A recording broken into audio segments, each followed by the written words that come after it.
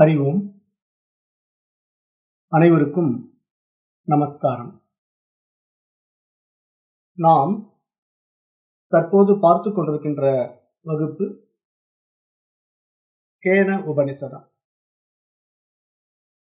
கடந்த வகுப்புகள் மூலமாக 2 மந்திரங்களை பார்த்து முடித்தோம். இன்று நாம் 3வது மந்திரத்தை தொடங்க இருக்கிறோம். இப்ப அந்த 2 மந்திரங்கள் மூலமா நம்ம என்ன தெரிஞ்சுக்கிட்டோம்? முதல் மந்திரம் கேள்வியை எழுப்பியது. எல்லாம் யாரால் அப்படின்னு ஒரு கேள்வி கேட்டது. 2வது மந்திரம் அதற்கான விளக்கத்தை கொடுத்தது. அது எப்படி கொடுத்தது அப்படின்னா, இந்த புற உலகங்களை கண்கள் பார்க்கிறது, அந்த கண்களை மனம் பார்க்கிறது, மனதில் எழுகின்ற எண்ணங்களை அறிவு ஆராய்கிறது. ஆனால் மனதையோ அதன் செயல்பாடுகளையோ நாம் நாடி பயனில்லை. யார் ஒருவர் இதை புரிந்து கொண்டு விழிப்புணர்வு பெற்று விடுகிறார்களோ அவர்கள் அந்த தூய அறிவாகிய ஆன்மாவை நாடுகின்றார்கள் அப்படின்னு சொல்லுது. அப்போ அந்த விழிப்புணர்வு நிலையிலே அந்த ஆன்மாவை நாடுகின்றவனுக்கு என்ன பலன் அப்படின்னு பார்த்தோம்னா, மரணமற்ற நிலை என்று பார்த்தோம்.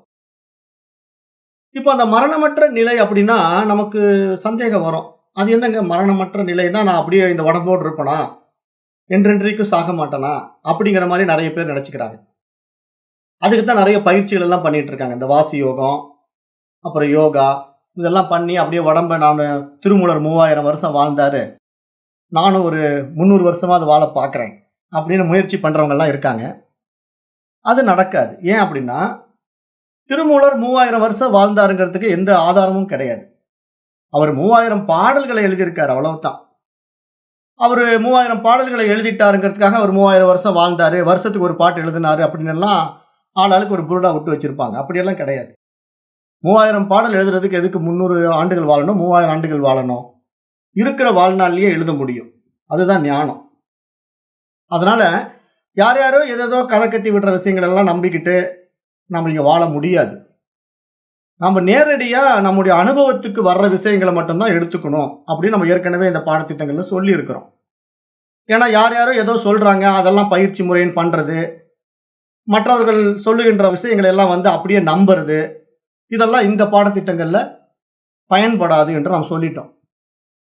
ஏன்னா திருவள்ளுவருடைய திருக்குறளையும் அதுக்கு ஓமானமா சொன்னோம். எப்பொருள் யார் யார்வாய் கேட்பினும் அப்பொருள் மெய்ப்பொருள் காண்பது அறிவு. அப்ப அந்த அடிப்படையில இப்ப நாம அந்த தூய அறிவாக இருக்கிறோம் அப்படிங்கும்போது, கண்ட குப்பைகளை நம்ம இங்க உள்ள வாங்கிக்க கூடாது என்றுதான் இப்ப நம்ம சொல்ல வரோம். அப்போ இந்த 2 மந்திரங்கள் நமக்கு ஒரு விஷயத்தை புரிய வச்சது, அது மரணமற்ற நிலை அப்படின்ட்டு. அப்ப அந்த மரணமற்ற நிலைனா என்னன்னா, அந்த தூய அறிவு என்றும் மரணம் அடையவே அடையாது. அதுக்கு பிறப்பும் இல்லை, இறப்பும் இல்லை.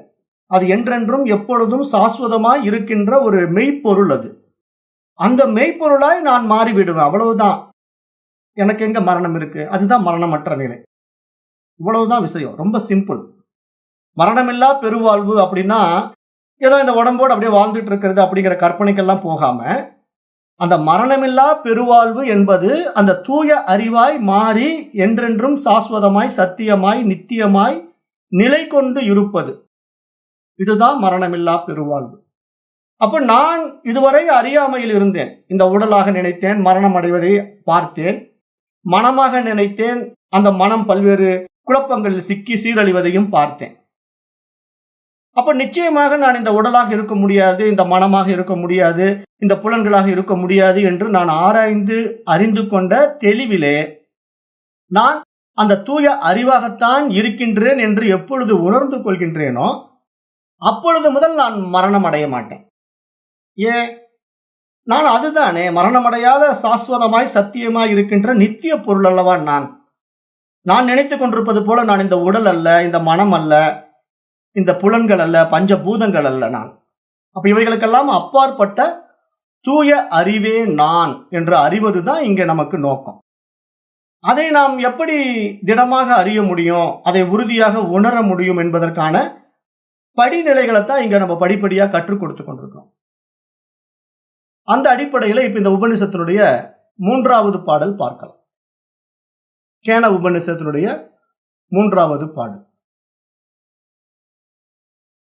ந தத்ர சக்ஷுர் கச்சதி நாவாக் கச்சதி நோ மனஹ ந வித்மோ ந விஜானிமோ யதைத்த தனு சிஷ்யா. இந்த 3வது மந்திரம் என்ன சொல்லுது அப்படின்னா, கண்கள் செல்லவில்லை, பேச்சு வரவில்லை, மனமும் இல்லை. இந்த நிலையில் ஒரு சீடனால் எப்படி என்ன செய்ய முடியும்? அது எங்களுக்கு தெரியவில்லை அல்லது புரியவில்லை என்பதாக இந்த மந்திரம் சொல்லுது. அதாவது இந்த மந்திரத்தை எழுதிய ரிஷி சொல்றாரு, இப்படி சொல்றாரு. எப்படி சொல்றாருன்னா, கண்களும் அந்த இடத்துக்கு போக மாட்டேங்குது, பேச்சும் அதை பத்தி பேச முடியல, மனசும் அதை புரிந்து கொள்ள முடியல. இந்த நிலையில நான் எதை போய் சீடனுக்கு சொல்லுவேன்? இந்த விஷயத்தை நான் எப்படி சொல்லி சீடனுக்கு புரிய வைப்பேன்? சீடனால் கூட இதை புரிந்து கொள்ள முடியாதே, என்ன செய்ய முடியும்? இது எங்களுக்கு தெரியவில்லையே என்பதாக இந்த மந்திரம் அமைக்கப்பட்டிருக்கு. அப்ப இந்த மந்திரத்தினுடைய ஆழமான உட்பொருளை நம்ம எப்படி புரிஞ்சுக்கணும் அப்படின்னு பார்த்தா, ஆன்மாவிற்கு புலன்கள் இல்லை என்ற அடிப்படையில் இந்த மந்திரம் கூற வருகின்ற விஷயமாக பார்க்க வேண்டும். ஏன்னா ஆன்மாவுக்கு புலன்கள் கிடையாது இல்லையா? ஆன்மாவுக்கு கண் ஏது, காது ஏது? அப்ப அதுக்கு கண் இருந்தா தானே பார்க்கும், காது இருந்தா தானே கேட்கும். அப்ப அங்க தூய அறிவாகிய ஆன்மாவிற்கு புலன்களே இல்லை. அப்ப நான் அந்த தூய அறிவாக இருக்கின்ற எனக்கு யார் எதை சொல்லி புரிய வைத்து விட முடியும்? யார் என்ன எனக்கு சொல்லி கொடுத்து விட முடியும்?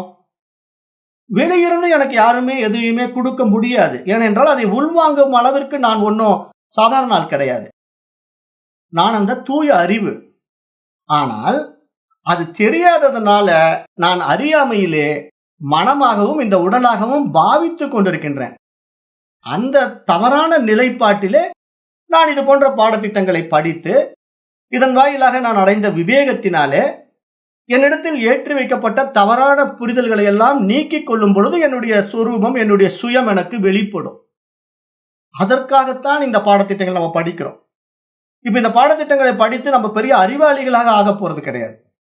இப்ப நிறைய பேர் என்ன நினைச்சுக்கிட்டாங்க, இந்த பாடத்திட்டத்தை படிச்சா நான் பெரிய அறிவாளி ஆயிடுவேன், மாஸ்டர் ஆயிடுவேன் அப்படின்னு நினைக்கிறாங்க. அப்படியெல்லாம் ஒண்ணுமே இல்லை. இந்த பாடத்திட்டத்தை நம்ம படிப்பதினால நம்ம இடத்தில் ஏற்றி வைக்கப்பட்ட தவறான அறியாமைகள் எல்லாம் நீங்கிவிடும். புரிதல் இல்லாம சில விஷயங்களை செஞ்சுக்கிட்டு இருக்கிறோம் இல்லையா, அதையெல்லாம் நம்ம விட்டு விடுவோம். அறியாமைகள் நீங்கிவிடும். அதை நீக்குவதற்கான ஒரு பாடம் தானே தவிர ஏதோ வெளியிருந்து திணிக்கக்கூடிய விஷயமாக நம்ம இதை பார்க்க கூடாது. அதற்கு தான் இங்க விழிப்புணர்வு என்று நம்ம பேசுறோம். அப்ப இங்க ஆன்மாவுக்கு புலன்கள் இல்லை என்ற அடிப்படையில இப்ப இந்த மந்திரம் நமக்கு சொல்ல வர்ற கருத்தை நம்ம பார்க்கும்போது, அப்ப ஆன்மா எப்படி அறியுது? புலனே இல்லையே, அப்ப எப்படிங்க ஆன்மா அறிந்து கொள்ள முடியும் அப்படின்னா, மனதின் மூலமாக மட்டுமே மனித உடலை கொண்டு புலன்கள் வழியாக ஒவ்வொன்றையும் அறிய முடியுமே தவிர அது நேரடியாக எல்லாவற்றையும் அப்படியே அறியாது. மேலும் அதற்கு அவ்வாறு அறிய வேண்டிய அவசியமும் இல்லை. காரணம் என்ன அப்படின்னா, ஆன்மாவிற்கு பொறுத்த வரைக்கும் அதனுடைய வைபவம் எல்லை இல்லாதது. ஆன்மாவினுடைய வைபவத்தை நம்ம வார்த்தைகளால் விவரிக்கவே முடியாது. பேச்சே இல்லைங்க. அதை பத்தி சொல்வதற்கு வார்த்தைகள் இல்லை என்று சொல்கிறார் இந்த ரிஷி. இந்த ரிஷி என்ன சொல்றாருன்னா, அதை பற்றி என்னால் பேச முடியாது, அதை நான் கண்களால் பார்க்க முடியாது, மனதினால் கூட புரிந்து கொள்ள முடியாது. அப்படிப்பட்ட ஒரு பேரறிவு அது. அதை பற்றி நான் எப்படி சொல்லி சிஷ்யனுக்கு புரிய வைப்பேன் அப்படிங்கிற மாதிரி இந்த 3வது மந்திரம் அமைக்கப்பட்டிருக்கு. அப்ப நம்ம என்ன புரிஞ்சுக்கணும்? அப்ப அந்த ஆன்மாவினுடைய அபரிமிதமான வைபவம் அது எப்படி வெளிப்படுது தெரியுமா? பல்வேறு உடல்களின் வாயிலாக வெளிப்படுது. பல்வேறு உடல்களின் வாயிலாக அது பயணிக்குது. அவ்வாறு பயணித்து அவைகளை, அந்த உடல்களை தன் தேவைகளுக்கு கையாளுகின்ற கருவிகளாக கொண்டுள்ளது. இதுதான் முக்கியமான பாயிண்ட். இதை நோட் பண்ணணும். ஏன்னா இந்த பிரபஞ்சம், இந்த ஹோல் யூனிவர்சலே பல்வேறு பரிமாணத்துல இயங்கிட்டு இருக்கு. சூரியனா இருக்கு, சந்திரனா இருக்கு, பூமியா இருக்கு, பூமியில பல்வேறு ஜீவராசிகளாகவும் இருக்கு. அப்ப ஒவ்வொரு ஜீவராசியும் ஒவ்வொரு விதமாக படைக்கப்பட்டிருக்கு. அவைகளுடைய அறிவிலே பல்வேறு வேறுபாடுகள் காணப்படுகிறன. ஆனால் எல்லாம் தேவைதான். அதனுடைய தேவை, அதனுடைய நிமித்தம் அது அவ்வாறு அனைத்தையும் படைத்து வைத்துக் கொண்டுள்ளது.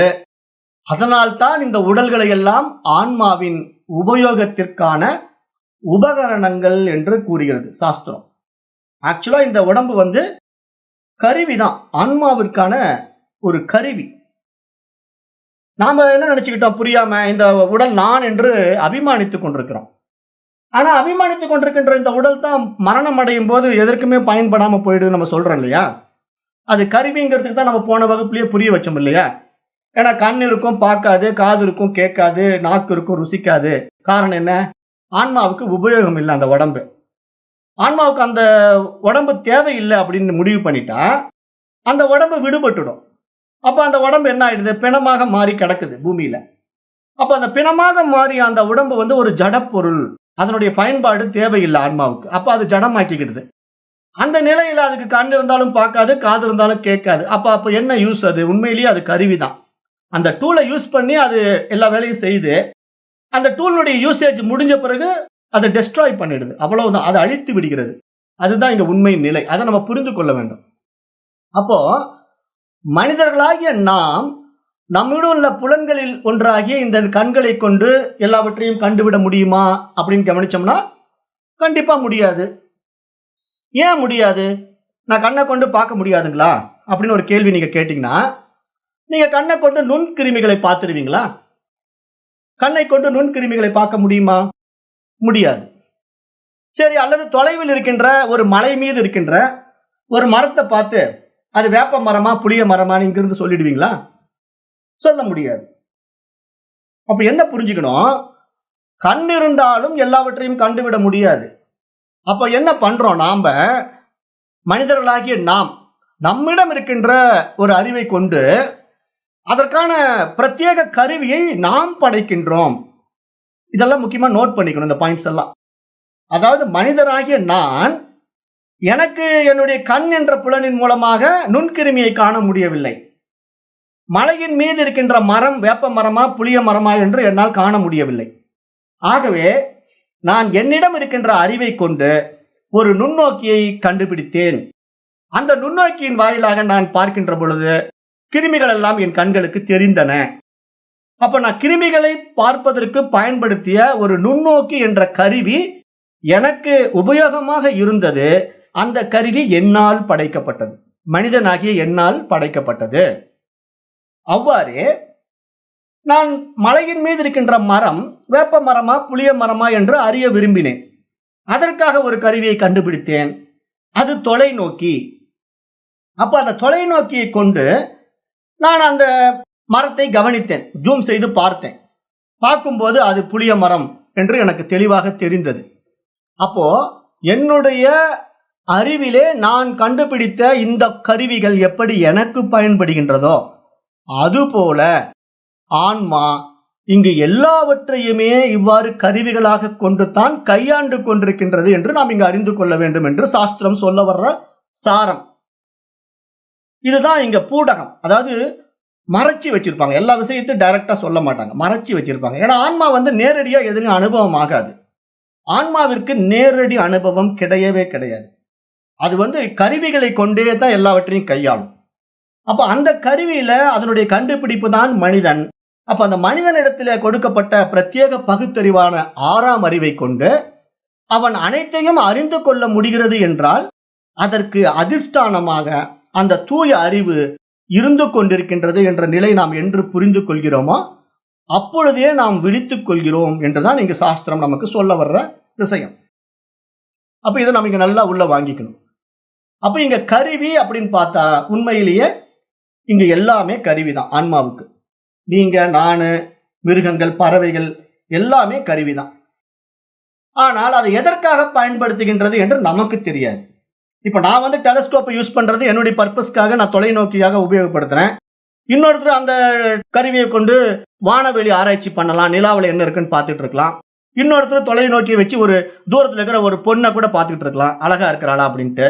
அப்ப அவரவர்களுடைய தேவைக்கு அவர்கள் அந்த கருவியை பயன்படுத்துவது அவரவர்களுடைய சுய விருப்பம் என்பது போல இங்கு இறைவன் தன்னுடைய தேவைக்காக பலவாறான உடல்களை படைத்து பல்வேறு நோக்கத்திற்காக பயன்படுத்திக் கொள்கிறான் என்ற ஒரு அடிப்படை உண்மையை இங்கு சாஸ்திரம் எந்த அடிப்படையிலே நமக்கு சொல்ல வருகிறது என்று பார்த்தால், இங்கு படைக்கப்பட்டவை எல்லாம் ஆன்மாவின் கருவிகள் என்ற அடிப்படையிலே சொல்ல வருகிறது என்று நாம் இங்கு புரிந்து கொள்ள வேண்டும் என்பதுதான் இந்த 3வது மந்திரத்துடைய முக்கிய நோக்கமாகவும் பார்க்கப்படுது. அதை நம்ம நல்லா புரிஞ்சுக்கணும். அப்ப இங்க மனிதர்களாகிய நம் மூலமாகத்தான் இதையெல்லாம் செய்கின்றது என்று யார் ஒருவன் அறிந்து கொள்கிறானோ, இந்த மாதிரி பாதையில பயணிக்கின்ற பல்வேறு பரிணாம வளர்ச்சியில மனிதன் என்ற ஒரு நிலையில் வந்து விட்டால் மட்டும் போதாது. இது மாதிரி விஷயங்களை விவேகத்தினால விசாரித்து அறியக்கூடிய தகுதியை எந்த ஒரு தனி மனிதன் அடைகின்றானோ அவனை தான் சாஸ்திரம் ஞானி என்று சொல்கிறது. அவன்தான் இங்க மோட்சத்துக்கு தகுதியானவன், முக்தி பெற்றவன் அப்படின்னு சாஸ்திரம் சொல்லுது. அப்ப நாம அதை தான் இங்க புரிஞ்சுக்கணும். நாம சராசரி மனிதர்களாக, புத்தி இல்லாத மனிதர்களாக, அல்லது மனிதர்களுடைய கீழ்நிலையில் இருக்கின்ற மிருகங்களாக வாழாம இது மாதிரி விஷயங்களை எல்லாம் விசாரணை செய்து பார்த்து விவேகத்தினாலே இந்த படைப்பின் நோக்கம் என்ன, இந்த படைப்பின் பின்னால் யார் இருக்கின்றார், அவர் என்ன செய்து கொண்டிருக்கின்றார் அப்படின்னு நம்ம ஆராய்ந்து பார்த்தோம்னா, அவர் நம்மை வைத்துக் கொண்டு இதையெல்லாம் செய்து கொண்டிருக்கின்றார். அவருடைய கருவிகளாக இங்கு பலவும் பரிணமித்திருக்கின்றன. அவை எல்லாமே ஒவ்வொரு விஷயத்திற்காக உபயோகப்படுகின்றன. அது மட்டும்தான் அவைகளுடைய வேலை என்பதை நாம் அறியும் போது இங்க நாம் என்ன புரிந்து கொள்கிறோம், அந்த உயர் பரிமாண நிலைக்கு நம்ம உயர்ந்து விட்டோம், அந்த விஷயத்தை தெரிந்து கொள்ளக்கூடிய அளவுக்கு நாம் தகுதி அடைந்து விட்டோம் என்று நாம் எப்பொழுது புரிகிறோமோ அப்பொழுது நம்ம என்ன பண்றோம், மனம்ங்கிற நிலையிலிருந்து அந்த தூய அறிவாக பிரகாசிக்க தொடங்குகிறோம். அப்பதான் அந்த அறிவு என்ன பண்ணுது, இப்ப நான் சரியா பிரகாசிப்பதற்கான சரியான டூல் இதுதான். நான் எத்தனையோ கண்ணாடியில என் முகத்தை பார்க்க ஆசைப்பட்டேன். ஆனா எல்லா கண்ணாடியுமே சரியில்லை. ஒண்ணு மங்கலா இருக்குது, ஒண்ணு புகை படிஞ்சு இருக்குது, ஒண்ணு அழுக்கு படிஞ்சு கிடக்குது. என்னுடைய முகமும் என்னுடைய உடலும் அதுல சரியாவே தெரியல. ஆனா இந்த கண்ணாடி ரொம்ப அருமையா, தூய்மையா, பளிச்சுன்னு அப்படியே பளிங்கு போல இருக்கு. அப்ப இதுல நான் என்னை முழுமையாக பார்த்து அனுபவிக்கிறேன், ஆனந்தப்படுகிறேன் என்று நான் எப்படி ஒரு கண்ணாடியை பயன்படுத்துவேனோ, அது போல இங்கு யார் ஒருவன் தன் விழிப்புணர்வு தன்மையை விரிவுபடுத்திக் கொள்கிறானோ, அந்த தூய அறிவாய் பிரகாசிக்க தொடங்குகின்றானோ, அதிலே அந்த ஆன்மா பிரகாசிக்கின்றதை நாம் பார்க்க முடியும். அப்படி பிரகாசித்ததுதான் இங்கு பல்வேறு மகான்களையும் ஞானிகளையும் நாம் பார்க்கிறோம். ஏன்னா அவர்களெல்லாம் அப்படிப்பட்ட ஒரு விஷயத்தை சொல்ல முடியுது, சொல்லி இருக்கிறார்கள், வாழ்ந்து காட்டி இருக்கிறார்கள்னா எப்படி அப்படிலாம் நடக்கும். அதுதான் அதை பயன்படுத்துது, அந்த கருவியை பயன்படுத்துது, அதன் வாயிலாக பிரகாசிக்குது என்று நாம் இங்கு புரிந்து கொள்ள வேண்டும். அப்போ அந்த அடிப்படையில இது புரியாம நிறைய பேர் செஞ்சிட்டு இருக்காங்க இல்லையா. இந்த பூஜைகள் செய்வாங்க, ஜபதபங்கள் ஈடுபட்டு கொண்டிருப்பாங்க, மூச்சு பயிற்சி, யோகா, வாசி அப்படி எதையோ செய்து கொண்டிருக்கின்ற மனிதர்கள் எல்லாம் நம்ம பார்க்கிறோம். அவர்களை நம்ம என்ன பண்ணணும், மாத்த முயற்சி பண்ணணுமானா ஒன்னும் பண்ணக்கூடாது. ஏன்னா இங்க நாம இந்த உயர் பரிமாண நிலைக்கு வந்து விட்ட பிறகு நம்முடைய மனோபாவம் எப்படி இருக்கும் தெரியுமா? இந்த மாதிரி உயர் நிலைக்கு, தூய அறிவு நிலைக்கு நம்ம வந்த பிறகு இந்த உலகத்துல ஒன்றுமே இல்லை, நமக்கு மேலாக ஒன்றும் இல்லைன்னு நமக்கு புரியும். அதாவது நாம இங்க ரொம்ப ஹையர் லெவல்ல இருப்போம். அது எப்படி நான் உங்களுக்கு புரியுற மாதிரி சொல்லணும்னா, நம்ம உலகியல் வாழ்க்கையில நான் ஒரு PhD படிச்ச டாக்டர் மாதிரின்னு புரிஞ்சுக்கீங்களேன். நான் ஒரு PhD படிச்ச டாக்டர்னா ஏதேனும் ஒரு விஷயத்தை நான் தேர்ந்தெடுத்து அதுல எல்லாவற்றையும் தெரிந்து கொண்டு நான் மாஸ்டரா இருப்பேன். எனக்கு அதுல A to Z தெரியும். அதனால எனக்கு PhDங்கிற ஒரு பட்டத்தை கொடுத்து டாக்டரேட் பட்டம் கொடுத்துருக்காங்க. அப்ப என்னிடத்துல அந்த சம்பந்தப்பட்ட சப்ஜெக்ட் யாராவது பேசினா எனக்கு எப்படி தெரியும்? பாவம் வளர்கிட்டு இருக்கிறான், இதை பத்தி ஒண்ணுமே தெரியல, நான் எல்லாம் தெரிஞ்சு உட்காந்துட்டு இருக்கிறேன், இவன் எங்கிட்டயே இதை சொல்லிட்டு இருக்கான் அப்படிங்கிற மாதிரி நான் அவனை பார்ப்பனே தவிர அவனுக்கு புரியலன்னு என்று வருத்தப்படுவேனே தவிர அது எனக்கு ஈகோ அப்படின்னு சொல்ல முடியாது. அவனை நினைத்து நான் வருத்தப்படுவேன். காரணம் நான் ரொம்ப ஹையர் லெவல்ல அதுல உட்காந்துருக்கேன், PhD படிச்சுட்டு உட்காந்துருக்கேன். அப்படித்தானே உலகத்துல இருக்கிற டாக்டரேட் பட்டம் வாங்கினவரெல்லாம் நம்ம பார்க்கிறோம். இப்ப அறிவியல் விஞ்ஞானிகள், இப்ப PhD படிச்ச டாக்டரேட் பண்ணவர், இப்ப ஒருத்தர் பிசிக்ஸ்ல PhD பண்ணிருக்காரு, ஒரு ப்ரொஃபசர் இருக்காரு. அவர்கிட்ட போய் நீங்க இயற்பியலை பத்தி பேசினா அவர் என்ன நினைப்பாரு? ஏன்பா நான் இதெல்லாம் ஏற்கனவே படிச்சு முடிச்சுட்டு டாக்டரேட் பட்டம் வாங்கி உட்கார்ந்து இருக்கிறேன், உனக்கு வேணும்னா சொல்லு, நான் சொல்லித்தரேன், நீ எனக்கு சொல்லித்தர வேண்டாம் அப்படிங்கிற அளவுக்கு அவர் இருப்பாரா, இருக்க மாட்டாரா? அவர்கிட்ட போய் அந்த பிசிக்ஸ் சப்ஜெக்ட் நம்ம பேசினா நல்லா இருக்குமா? நல்லா இருக்காது. அது மாதிரி இப்ப நம்ம எப்படி புரிஞ்சுக்கணும், இதை நான் ஒரு ஓமானமா உங்களுக்கு சொல்றேன். எப்படி நீங்க புரிஞ்சுக்கணும்னா, அந்த தூய அறிவாய் மாறிவிட்ட நிலையில் இருக்கின்ற மனிதர்கள், அதாவது நம் மாதிரி இருக்கிறவர்கள் எல்லாம் அந்த மகான்களா மாறிடுறாங்க இல்லையா, உயர்நிலை பரிமாணத்துக்கு வந்து விடுகிறார்கள் இல்லையா, அவர்களுடைய நிலைப்பாடு எப்படி இருக்கும்னா, மற்றவர்கள் சொல்லுகின்ற விஷயங்கள் எல்லாம் அவர்களுக்கு ஒண்ணுமே இல்லை, சாதாரணம். அதனால அவர்கள் அதை தலையிடவே மாட்டார்கள். அமைதியாக இருக்கத்தான் விரும்புவார்கள். யாரிடத்திலும் போய் ஆர்குமெண்டோ, நான் என்ன இவ்வளவு தெரிஞ்சிட்டேன், நான் உனக்கு சொல்றேன், அல்லது நீ என்னத்தை தெரிஞ்சிட்டு இருக்க, நீ ஒண்ணும் இல்லாதவன் அப்படிங்கிற மாதிரி எல்லாம் பேசவே மாட்டாங்க. ஏன்னா பேசினா அவர்களுடைய மனோபாவத்துக்கும் நம்முடைய மனோபாவத்திற்கும் தர்க்கமா மாறும். அந்த தர்க்கம் மன உளைச்சலை உண்டு பண்ணும். அதனால தான் என்ன சொல்லுது சாஸ்திரம், உயர்நிலைக்கு வந்து விட்டவர்களை சும்மா இரு சொல்லற அப்படின்னு அருமையா சொல்லிடுது. அதுதான் யாருக்கு, அருணகிரிநாதருக்கு முருகப்பெருமானுடைய உபதேசமா நம்ம பார்க்கிறோம். சும்மா இரு சொல்லற அப்படின்னு முருகப்பெருமான் அருணகிரிநாதருக்கு ஏன் உபதேசம் கொடுத்தாருன்னா, அந்த உயரிய அறிவு நிலைக்கு வந்துவிட்ட மகான்களால சராசரி மனிதர்களோட சாதாரணமா வாழ முடியாது. அவர்களிடத்துல போய் நம்ம எதையும் பேசி புரிய வைக்க முடியாது. அவர்களிடத்துல நாம் சொல்லுவதற்கு ஒன்றும் இல்லை. ஆகவே நாம் சும்மா இருப்பதுதான் நமக்கு சுகம். நாம் சொன்னாலும் அவர்கள் புரிந்து கொள்ள மாட்டார்கள். அப்ப அவர்களை நாம் எப்படி பார்க்க வேண்டும்? சராசரி உலகியல்ல ஒரு 5ஆம் வகுப்பு படிக்கிற மாணவன் கிட்ட போய் ஒரு PhD ப்ரொஃபசர் வாப்பா உனக்கு பிசிக்ஸ் சொல்லி தரேன்னு கூப்பிடுவாரா? கூப்பிட்டு அவர் சொல்லி கொடுத்தா மட்டும் அந்த 5ஆம் கிளாஸ் படிக்கிற பையனுக்கு புரிஞ்சிடுமா? அப்படி கூப்பிட மாட்டார். ஏன்னா அவருக்கு தெரியும், நான் PhD ப்ரொஃபசர் பிசிக்ஸ்ல என்கிட்ட வரணும் படிக்கிறதுக்கு அப்படின்னா அந்த பையன் 5வது 6வது 10வது 12வது எல்லாம் முடிச்சு டிகிரி பண்ணணும். பிசிக்ஸ்ல மேஜர் சப்ஜெக்ட் எடுத்து டிகிரி பண்ணணும். அது ஒரு 3 வருஷம் அவன் படிக்கணும். அதுக்கப்புறம் அவன் என்கிட்ட வந்தால் நான் சொல்லி கொடுத்தா அவனுக்கு புரியும் அப்படிங்கறது அந்த PhD ப்ரொஃபசருக்கு நல்லா தெரியும். அந்த நிலையில அந்த ப்ரொஃபசர் எக்காரணத்தை கொண்டும் கீழே இருக்கின்ற 5ஆம் வகுப்பு மாணவனுக்கோ அல்லது 12ஆம் வகுப்பு படிக்கின்ற மாணவனுக்கோ இந்த விஷயத்தை சொல்லிக் கொடுக்க ஆர்வம் காட்ட மாட்டார். ஏனென்றால் அவனுக்கு புரியாது. அப்ப அவன் எப்படி படிப்பான்? அதற்கு தகுதியான ஆசிரியர்கள் அந்த நிலையில இருப்பார்கள். 1ஆம் கிளாஸ் சொல்லிக் கொடுக்கிற தகுதியான ஆசிரியர் அங்க இருப்பார். 5ஆம் கிளாஸ் சொல்லிக் கொடுப்பதற்கு தகுதியான ஆசிரியர் அங்க இருப்பார். 12ஆம் வகுப்பு சொல்லிக் கொடுப்பதற்கான தகுதியான ஆசிரியர் அங்கே இருப்பார். அவர்கள் மூலமாகத்தான் அவன் படித்து மேல்நிலைக்கு வர வேண்டுமே தவிர அவன் நேரடியாக ப்ரொஃபசரை சந்திக்க முடியாது. சந்தித்தாலும் அவனால் புரிந்து கொள்ள முடியாது என்பது போல நாம் இங்க புரிந்து கொள்ள வேண்டும். ஏன் இதை நான் கம்பாரிசன் பண்ணி உங்களுக்கு சொல்லி புரிய வைக்கிறேன் அப்படின்னா, ஞானிகளோட சராசரி மனிதனை தொடர்பு படுத்த முடியாது.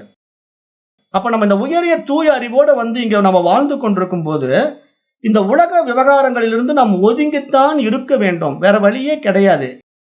ஏன்னா இந்த உலகம் நம்மளை மதிக்காது. ஏனென்றால் நம்முடைய நிலைப்பாடை அவர்கள் புரிந்து கொள்ளவே மாட்டார்கள். நம்முடைய நிலைக்கு அவர்கள் முக்கியத்துவம் கொடுக்க மாட்டார்கள். அவர்கள் நம்மை மதிக்க மாட்டார்கள் என்பது ஞானிகளுக்கு நன்றாக தெரியும். அதனால்தான் அவர்கள் ஒதுங்கி வாழ்வார்கள். அதை நீங்க நல்லா புரிஞ்சுக்கணும். ஏன்னா நம்ம இந்த உயரிய அறிவு பரிமாணத்துக்குள்ள வந்துட்டா நம்ம இந்த உலகத்தை அப்படியே மாத்திடலாம் அப்படிங்கிற கற்பனைக்கெல்லாம் போயிடாதீங்க. அதெல்லாம் நடக்காது, மாற்றவும் முடியாது. அப்போ மிக உயரிய ஞானிகள் எல்லாம் ஒதுங்கி வாழ்வதற்கு இதுதான் காரணம். ஏன்னா அவர்கள் வெளிப்படையாக உலகத்துல தலையிட்டாங்கன்னா இந்த உலகம் அவர்களை ஏற்காது. ஏன்னா அவருடைய அறிவு நிலை வேற, இவர்களுடைய அறிவு நிலை வேற. அவர்கள் சொல்வதும் இவர்களுக்கு புரியாது, இவர்கள் சொல்வதையும் அவருக்கு தேவையில்லை. ஆகவே இருவரும் ஒருவரை ஒருவர் தொடர்பு கொண்டு வாழ்வது என்பது சற்று சிரமமாகத்தான் இருக்கும் என்றுதான் பார்க்கப்படுகிறது என்று நாம் இங்க புரிந்து கொள்ள வேண்டும். ஏனென்றால் அந்த அடிப்படையில் தான் இங்க புலன் அறிவை பத்தி இங்க இந்த 3வது மந்திரம் முக்கியமா சொல்லுது. காரணம் என்ன? இந்த முனிவர் அதை வெளிப்படையாவே சொல்றார். அந்த புலன்களை கொண்டு மட்டுமே அவைகளுக்கு ஆதாரமான ஆன்மாவை அறிந்துவிட முடியாது. ஆகவே ஆன்மாவை அறிவதற்கான ஒரே ஒரு கருவி நம்மிடம் உள்ள மனம் மட்டும்தான். அந்த மனமும் பகுத்தறிவு பரிமாணத்தில் உயர்ந்து மனிதனாக வந்துவிட்டாலும் அந்த மனம் இது போன்ற ஆன்மவியல் பாடங்களை படித்து தன்னுடைய அறியாமைகளை நீக்கிக் கொள்ளாமல் அது புனிதனாக மாற முடியாது என்பதையும் இங்கு சுட்டிக்காட்டுகிறார். அப்ப புலன்களால் அறிந்து அனுபவிக்க இயலாத ஒன்றை எப்படி நாம் புலன்களால் விளக்க முடியும்? முடியாதுதான் இங்க சொல்ல வர்ற விஷயம். அப்ப அந்த வகையிலே நம்மால் புலன்களால் அறிய முடியாத ஆன்மாவை இதே புலன்களை கொண்டு எப்படி நாம் படித்து புரிந்து கொள்ள முடியும் என்ற கேள்விகள் சிலர் கேட்கலாம். ஏன்னா நீங்க புலன்களால் ஆன்மாவை அறிய முடியாது என்று சொல்றீங்க, அப்புறம் எதற்காக இந்த பாடம்? இந்த மாதிரி பாடத்தை நீங்க சொல்லிக் கொடுக்க வேண்டிய அவசியமே கிடையாது. நான் கண்ணனால பார்த்து படிச்சு புரிஞ்சுக்க போறதில்ல, காதுனால கேட்டு எனக்கு புரிய போறதில்ல, அப்ப எதுக்கு நீங்க புலன்கள் மூலமா ஆன்மாவை காட்டி கொடுக்குறீங்க அப்படிங்கிற ஒரு கேள்வி நிறைய பேர் இடத்துல எழுந்திருக்கலாம். அதற்கு இதே சாஸ்திரம் என்ன விளக்கம் கொடுக்குதுன்னா, இங்கே சொல்லப்படுகின்ற ஆன்மவியல் பாடங்கள் அறிவை உண்டாக்குவதற்காக தரப்படவில்லை. இங்கு நம் அறியாமைகளை நீக்குவதற்காகவே தரப்படுகின்றது. ஆகவே நீங்க பாடங்களை படிப்பதினால உங்களுக்கு என்ன வரும்னா அறியாமைகள் நீங்கும். வேற ஒண்ணும் புத்தியெல்லாம் புதுசா டெவலப் ஆகாது. நீங்க அந்த சுய அறிவா தான் இருக்கிறீங்க. உங்களை அறிவாகலாம் நம்ம மாத்த போறது கிடையாது. ஏதோ நீங்க சாதாரணமா இருக்கிற மாதிரியும் உங்களை அப்படியே பயங்கரமான ஒரு அறிவாளியா நம்ம மாத்துற மாதிரியும் நினைச்சுக்கிட்டு இங்க யாரும் பாடம் நடத்தல. நீங்க எல்லாருமே அந்த தூய அறிவாகத்தான் இருக்கிறீங்க. ஆனா அந்த தூய அறிவாக நான் இருக்கிறேன் என்பதை தெரியாமல் இருக்கிறீர்கள். எப்படி ஒரு சூரியனுடைய சுயம் பிரகாசத்தை மேகம் மறைத்துக் கொண்டிருக்கிறது. மேகம் மறைத்துக் கொண்டிருக்கும் போது அங்க சூரியனே இல்லை என்று சொல்ல முடியாது. ஆனால் அந்த மேகம் தடையாக இருக்கிறது சூரியனுடைய வெளிச்சத்தை பார்ப்பதற்கு.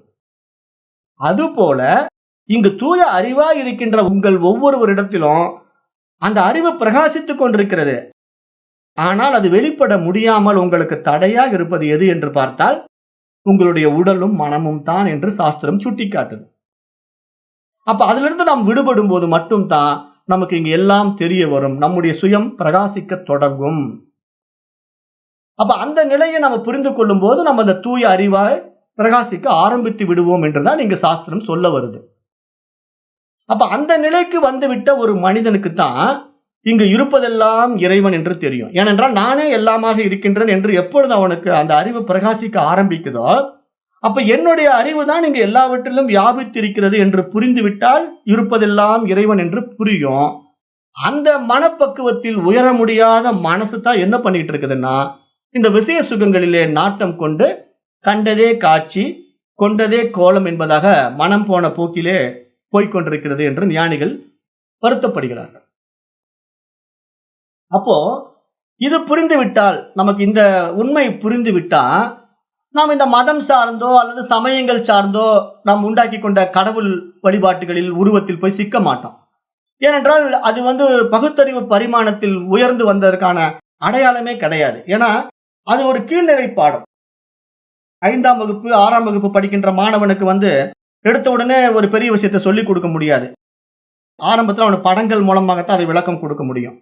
மாம்பழம்னா இப்படி இருக்கணும் ஒரு படம் வரைஞ்சி காட்டலாம். ஒரு கம்ப்யூட்டர்னா இப்படி இருக்கணும் ஒரு படம் வரைஞ்சி காட்டலாம். ஆனா எடுத்த உடனே அவனை கம்ப்யூட்டர்ல உட்கார வைக்க முடியுமா? முடியாது. அவனுக்கு அதுக்குண்டான பக்குவம் வரும்போது அதுக்குண்டான பாடம் புரியும் போதுதான் அவனை கம்ப்யூட்டர்ல உட்கார வைக்க முடியும். அப்ப அதுக்கு முன்னாடி அவனுக்கு கம்ப்யூட்டர் எப்படி இருக்கும் அப்படின்னா ஒரு படத்தை போட்டு காட்டி பாருப்பா இதுதான் கம்ப்யூட்டர், இது முன்னாடி இருக்குது கீபோர்டு, இது மவுஸ் அப்படின்னு சொல்லி கொடுக்கிற மாதிரி நீங்க கடவுளை காட்டி கொடுக்கலாம். அவ்வளவுதான் செய்ய முடியுமே தவிர உண்மையில் அதுவே கடவுள் அப்படின்னு பார்த்தா இல்லை என்று சாஸ்திரம் தெளிவுபடுத்துது. அப்ப இந்த பகுத்தறிவு பரிமாணத்தில் மனிதன் உயரவே இல்லை என்று நாஸ்திகர்கள் கூற வேண்டியதில்லை. இங்க மனிதன் புத்தி இல்லாம இருக்கிறான், பல விஷயங்களை தவறாக செய்து கொண்டிருக்கின்றான், கல்லை எல்லாம் கடவுளா வழிபட்டு கொண்டிருக்கின்றான் அப்படிங்கிறத ஒரு நாஸ்திகன் சொல்ல வேண்டிய அவசியமே கிடையாது. அனைத்தையும் அறிந்த ஆஸ்திகர்கள் தான் இதை சொல்கிறார்கள் என்று இந்த முனிவர் சொல்றார். இந்த முனிவர் எப்படி அதை வெளிப்படையா சொல்றார்னா, நாம் ஆன்ம அனுபூதி பெற்றவனாக இருந்தும் என்னால் அதை விளக்க இயலவில்லை என்று பணிவுடன் இந்த மந்திரத்திலே தன்னை வெளிப்படுத்திக் கொள்கிறார் என்பதாகத்தான் நம்ம பார்க்க வேண்டும். ஏனென்றால் அவரு அவ்வளவு ஒரு உயரிய ஞானியாக இருந்தாலும் அப்படிப்பட்ட ஒரு உயர் விஷயத்தை உனக்கு நான் எப்படி சொல்லி புரிய வைப்பேன் தெரியலையே அப்படின்னு சிஷ்யன் கிட்ட பேசுறதாகத்தான் இந்த மந்திரம் அமைக்கப்பட்டிருக்கிறது. அப்ப இதை நீங்கள் புரிந்து கொள்ள வேண்டும். இப்படித்தான் இந்த மந்திரங்கள் ஒவ்வொன்றாக போகும். இன்னும் அடுத்த மந்திரம் இதே மாதிரி ஒரு சில சந்தேகங்களோட நமக்கு தொடரும். ஒரு நாளைக்கு ஒரு மந்திரம் தான் முடியும். ஏன்னா 1/2 மணி நேரம் தான் வகுப்பு எடுக்கலாம்னு முடிவு பண்ணியிருக்கிறேன். 1 மணி நேரம் வேண்டாம் என்று நாம் கடந்த வகுப்பிலேயே சொன்னது போல 1/2 மணி நேரம் இந்த வகுப்பை நிறைவு செய்து கொள்ளலாம். ஆக இன்றைக்கு நாம் இந்த 3வது மந்திரத்தோட வகுப்பை நிறைவு செய்கின்றோம். நன்றி. ஓம் தத்சத்.